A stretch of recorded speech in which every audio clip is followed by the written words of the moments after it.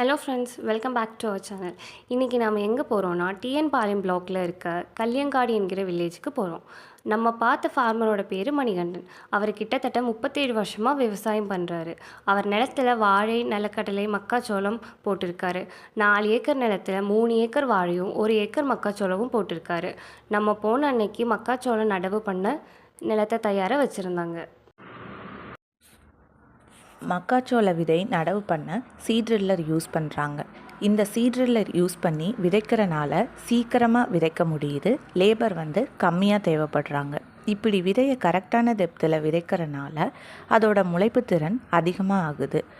ப்ராப்பரான இடைவேளையில் விதையை விதைக்கிறனால க்ரோத் நல்லா இருக்குது. இடையில் களைகள் முளைக்கலை. இயற்கையாகவே வீட்ஸ் எல்லாம் கண்ட்ரோல் பண்ணலாம் அப்படின்னு சொல்லிட்டு ஃபார்மர் சொன்னாங்க. சீட் ட்ரில்லர் எப்படி யூஸ் பண்ணுறதுன்னு பார்த்துக்கலாம். முதல்ல அந்த பாக்ஸில் மக்காச்சோளம் விதையை ஃபில் பண்ணிக்கிறோம். அதோட கெப்பாசிட்டி 2 to 5 kg வரைக்கும் இருக்கும்.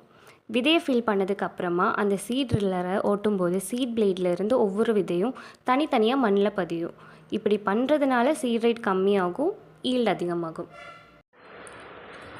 இவர் மக்காச்சோளத்தில் காவேரி என்ற வெரைட்டி போட்டிருக்காரு. இதோட சீட் ரிக்குவயர்மெண்ட் எவ்வளோனா 17 kg/hectare. மொத்த ஈல்டு 16 tons per ஏக்கர். இதை தவிர மக்காச்சோளத்தில் ஊடுபயிர் சாகுபடி பண்ணுறதில்லன்னு சொன்னார்.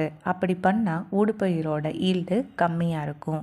இது போன்ற மேற்கொண்ட இன்ஃபர்மேஷன்ஸை தெரிஞ்சுக்கிற டிஎன் பாளையம் ஜேகேகேஎம் கேஸ் சேனலை லைக் பண்ணுங்கள், ஷேர் பண்ணுங்கள், சப்ஸ்கிரைப் பண்ணுங்கள். கீழே இருக்க பெல் ஐக்கானை மறக்காமல் கிளிக் பண்ணிக்கோங்க. தேங்க்யூ.